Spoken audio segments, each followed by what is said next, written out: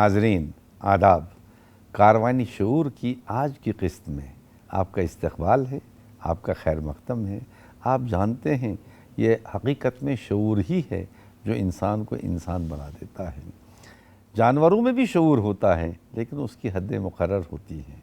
आदमी का शऊर जो है वो कहीं इसको आसमानों में पहुंचा देता है और कहीं न होने की वजह से ज़मीनों में गाड़ देता है। अल्लाह का शुक्र है कि हम ऐसी दुनिया में रह रहे हैं जिसमें साहिबानी शऊर का एक ऐसा काफ़िला रवां दवां है और रिवायात की ऐसी अमानतदारी कर रहा है यह काफ़िला कि हमें नई नई चीज़ें भी मिलती हैं और रिवायत की पासदारी भी मिलती है। आज देखा जाए तो हम उस दुनिया में रह रहे हैं जिसमें चैलेंजेस हैं, इनकलाब आए हैं, किससे? टेक्नोलॉजी से, मगर उसके बावजूद जो रिवायात हैं वो हमारी रगों में इस कदर पैवस्त हो चुकी हैं कि हम उन रिवायात के सहारे, उन रिवायात के साथ साथ ही इन चैलेंजेस का मुकाबला भी करते हैं, इनको अपनाते भी हैं और इनको अपनी ज़िंदगी में दखील होने का मौका देते हैं। आज के इस प्रोग्राम में हमारे साथ जो तशरीफ़ फरमा हैं इस सेट पर वो हैं डॉक्टर नुसरत साहिबा। डॉक्टर नुसरत साहिबा का मामला ये है कि ये न सिर्फ़ उर्दू की तालिब इल्म है बल्कि उर्दू की तदरीस में भी इनका दखल है और ख़ुद लिखती हैं। और आज नुसरत साहिबा हमने जिस ज़मीन का इंतख़ाब किया है और उस ज़मीन के जिस सपूत का इंतख़ाब किया है वो आ चुके हैं सामने।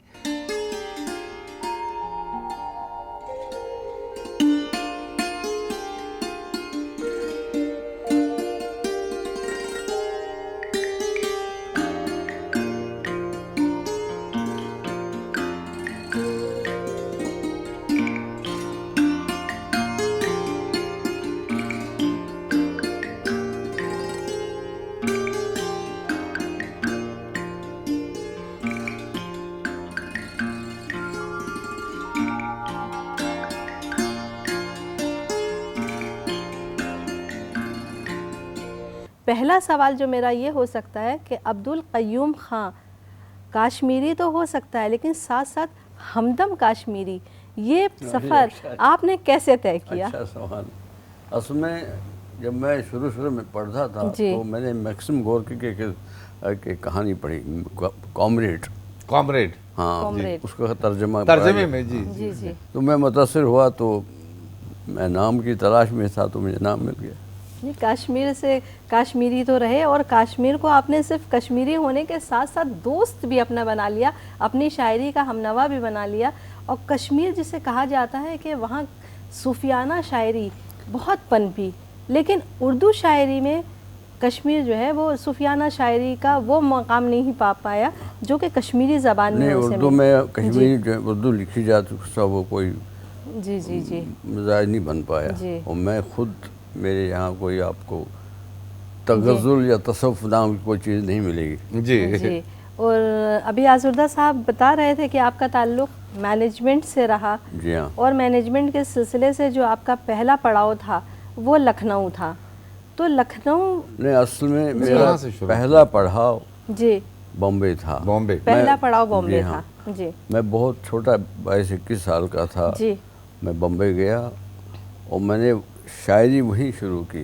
बॉम्बे से आपकी शायरी की शुरुआत होती है जी। मुझे थोड़ा सा वो था और वहाँ वो निखर आया। ज़हन कश्मीर से साथ ले गए थे बॉम्बे में शायरी बहुत शुरू जी। तो फिर वहाँ अक्सर मैं 5-6 साल रहा जी। फिर मैं छप चुका था। उस ज़माने में हमारे यहाँ कश्मीर में तामीर का एक पर्चा निकलता था, उसमें छपा। बॉम्बे में शम्स कंवल पगडंडी में भी आपकी पगडंडी में छपा था उसी ज़माने में। और पगडंडी उस ज़माने में बहुत अच्छा पर्चा माना जाता था। पंजाब से छपता था, अमृतसर से महेंद्र बाबा जी। और एक पम्पोश नाम का एक पर्चा दिल्ली में छपता था, हिंदी उर्दू में जी। उसमें छपा हूँ मैं। और शम्स कंवल बम्बई से निकालते थे वो एक पर्चा फनकार जी, उसमें छपा हूँ। और कई एक उस ज़माने में जी। आपने बताया कि आपकी शायरी ने बम्बई से आपकी शायरी को जिला मिली, तो बॉम्बे में आप किससे मुतासिर हुए और ये कि आपकी शायरी वहाँ से शुरू होने की वजह क्या थी? नहीं, वजह तो मैं नहीं बता सकूंगा। अलबत्ता ये कुछ तो है जिसकी पर्दादारी है। जी। अलबत्ता ये है कि उस ज़माने में नासिर काज़मी का तोता बोलता। जी।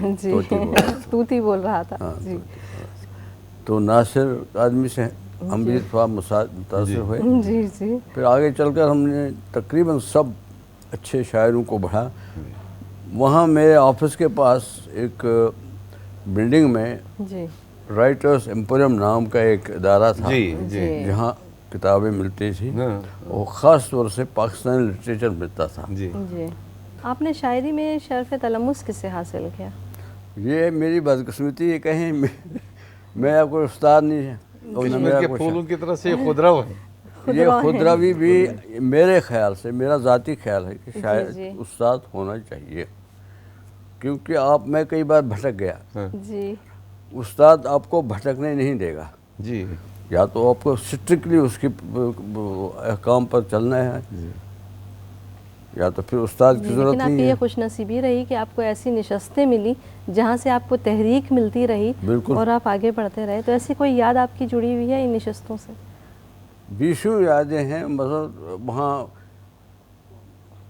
मैं जब वहाँ था लखनऊ में, तो वो थे के नैयर थे, रेडियो के डायरेक्टर हो गए। रेडियो के। तो एक बार उन्होंने कहा, भाई तुमको मैंने तुम्हारा इंतखाब किया है, मैं हमदिया मुशायरा कर रहा हूँ रेडियो की तरफ से, और तुम्हारा नाम भी रखा है मैंने, तुम मेरे लिए कश्मीर हो। उर्दू के प्रोड्यूसर वहाँ उस वक्त शफात अली साहब थे। शफात अली वो कह रहे थे तुम मेरे लिए कश्मीर हो, बड़े प्यार से कहते। बड़े सलाम संदेलवी के भाई थे, जिन्होंने रुबायात पे काम किया। जी। तो फिर मैं जब गया तो अल्लाह का करम है, मैंने अच्छा लिखा और पहले मुझसे पढ़वाया गया। मैं शायद छोटा सा उसे पसंद किया, सराहा। बिल्कुल। हाँ। और आज़ुर्दा साहब, बात हम लखनऊ की कर रहे हैं, तो क्यों ना हम ऐसा करें कि हम यहाँ हमदम काश्मीरी साहब को आतिश की गज़ल सुनवाते हैं। जी। ख्वाजा हैदर अली आतिश, वो भी लखनऊ की इनवे शनाख्त है। बिल्कुल। उनका लहजा बिल्कुल दिल्ली का भी मालूम होता है और लखनऊ के तो वह हैं ही।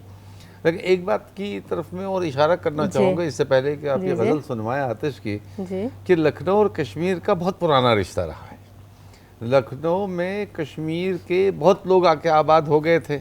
अच्छा, एक मोहल्ला ही ऐसा है कश्मीरी मोहल्ला। उसके अलावा गोलागंज में, जिसको मकबरा कहते थे, वहाँ कश्मीरी रहते थे। और अवध की पहली तारीख जिसने लिखी वो भी कश्मीरी था, सैयद कमालुद्दीन हैदर, सवाने सलातीन अवध।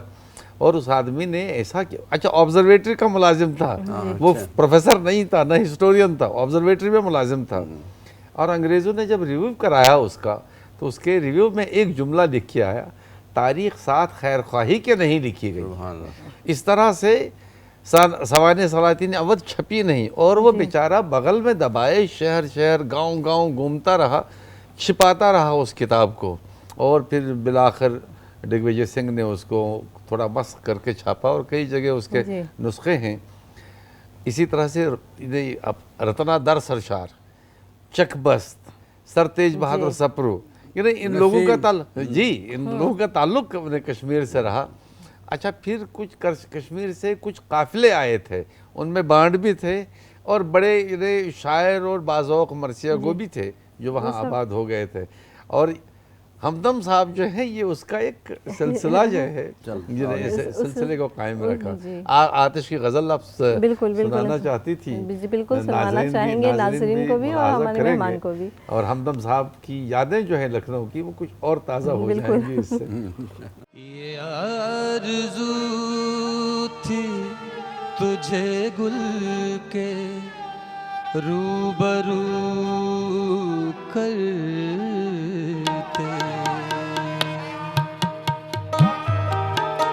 ये आरज़ू थी तुझे गुल के रूबरू करते, ये आरज़ू थी तुझे गुल के रूबरू करते, हम और बुलबुल बेताब गुफ्तगू करते।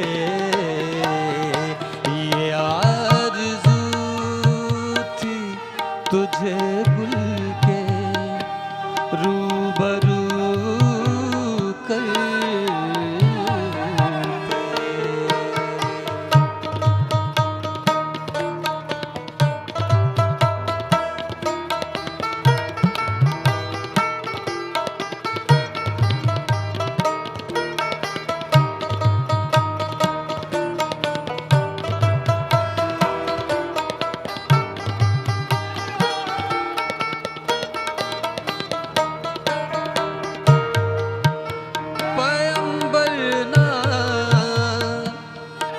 मयस्सर हुआ तो खूब हुआ, पैगंबर ना मयस्सर हुआ तो खूब हुआ, ज़बान गैर से क्या शरे आरज़ू करते। हम और बुलबुल बेताब गुफ्तगू करते, ये आरज़ू थी तुझे गुल के रूबरू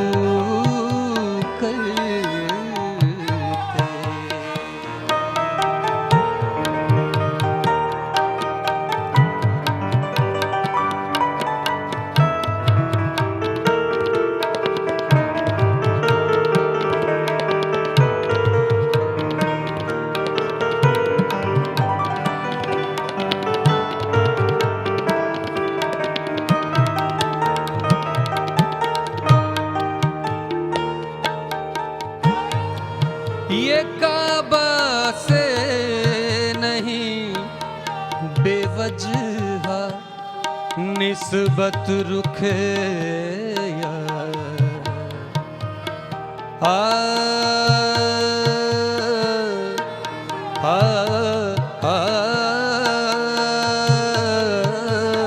आ आ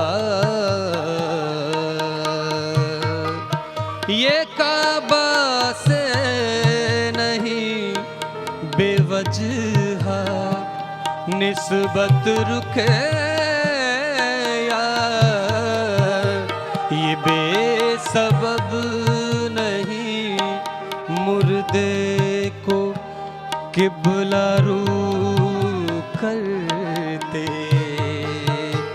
हम और बुलबुल बेताब गुफ्तगू करते,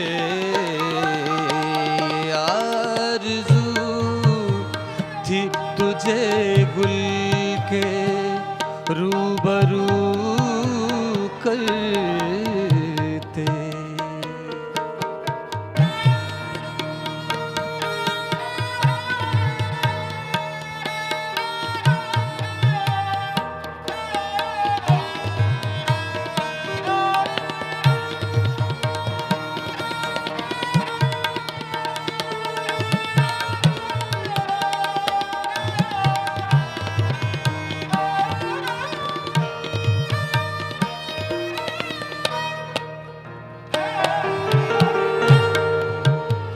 न पूछ आल में बरगश्ता ताला आतिश,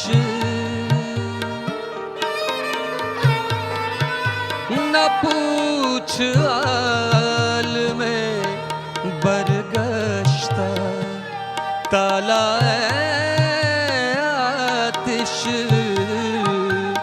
बरसती आग जो बारां की आरज़ू करते। हम और बुलबुल बेताब गुफ्तगू करते, ये आरज़ू थी तुझे गुल के रूबरू करते आ, आ,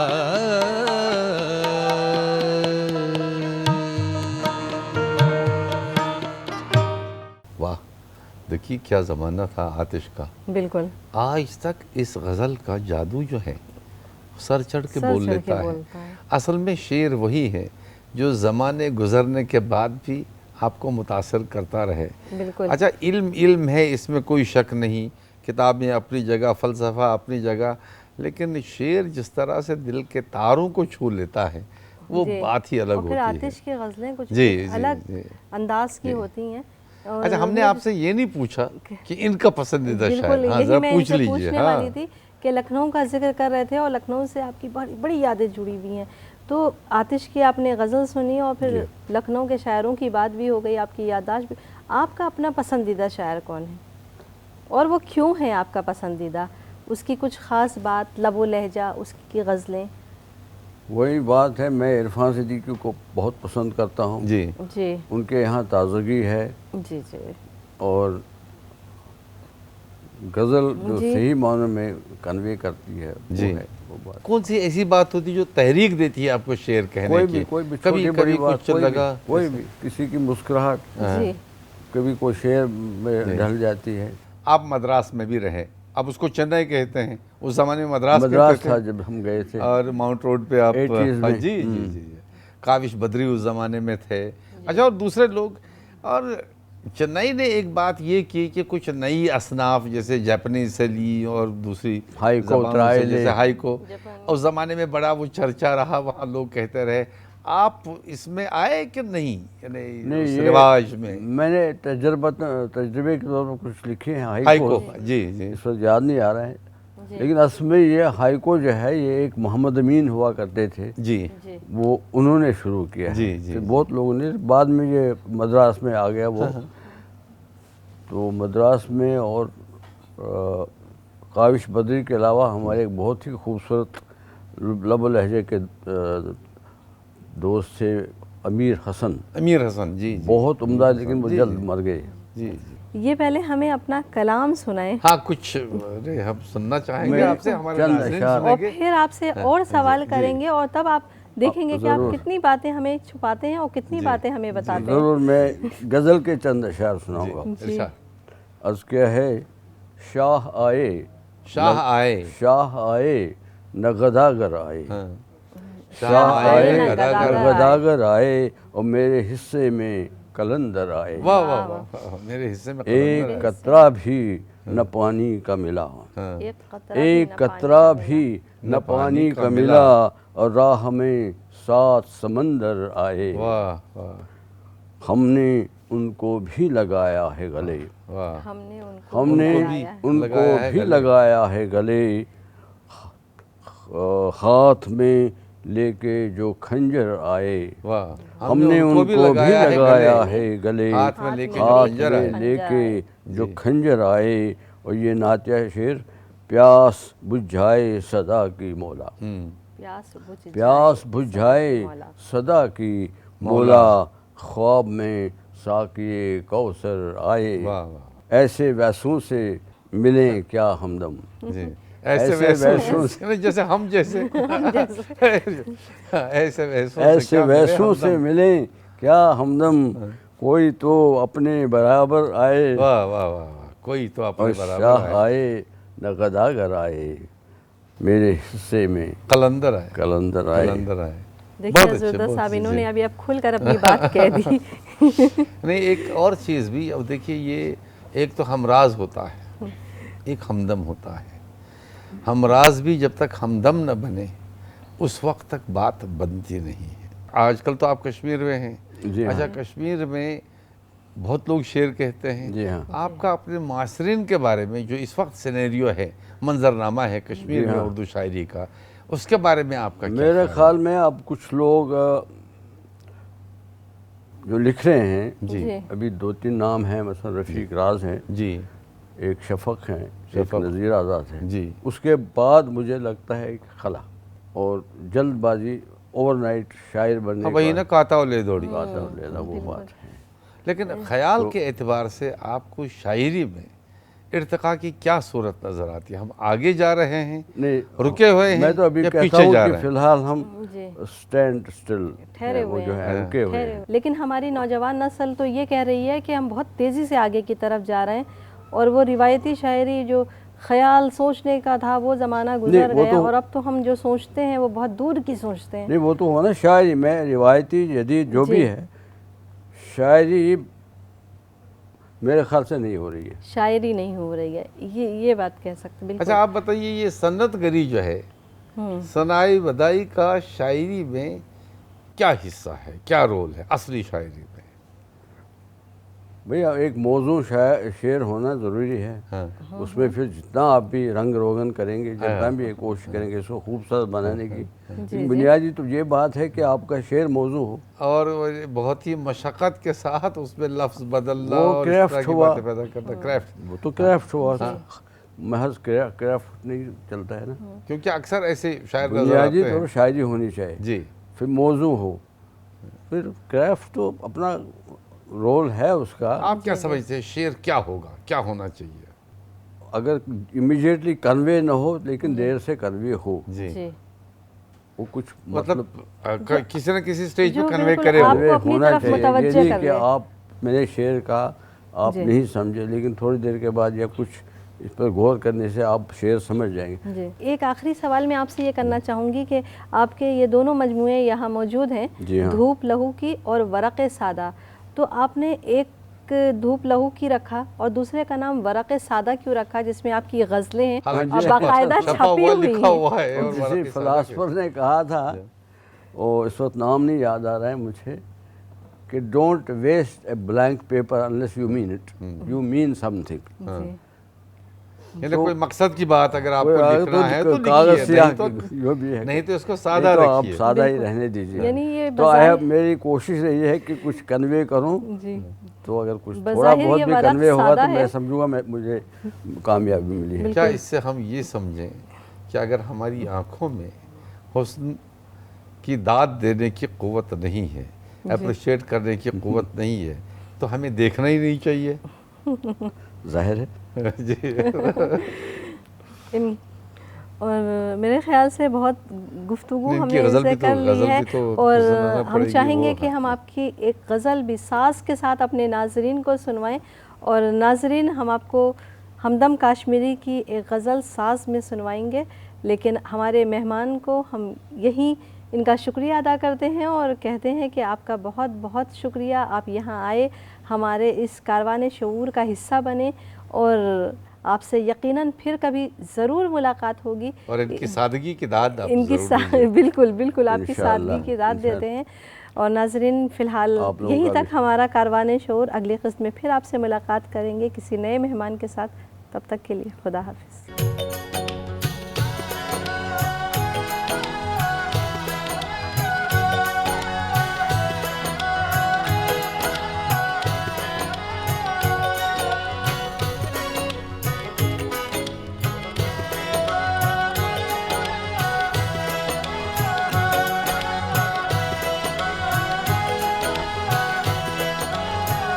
धूप में चलते चलते छाँव भूल गए, धूप में चलते चलते छाँव भूल गए, शहर में आकर अपना गांव भूल गए, धूप में चलते चलते छाँव भूल गए, धूप में चलते चलते छाँव भूल गए।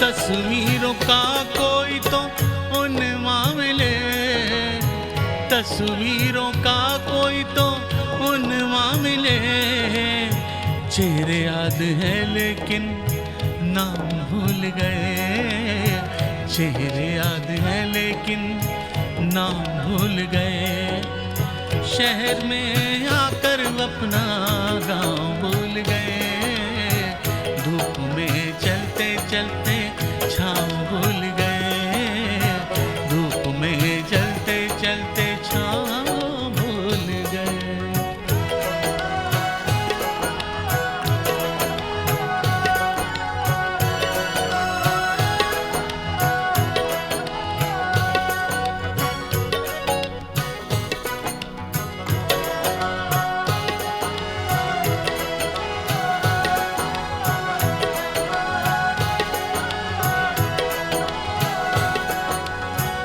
दफ्तर से बेजारी रस्ते की बेगा, दफ्तर से बेजारी रस्ते की बेगा, घर में जो ही रखा पाँव भूल गए, घर में जो ही रखा पाँव भूल गए, शहर में आकर अपना गांव भूल गए, धूप में चलते चलते छाँव भूल गए, धूप में चलते चलते छाँव भूल गए।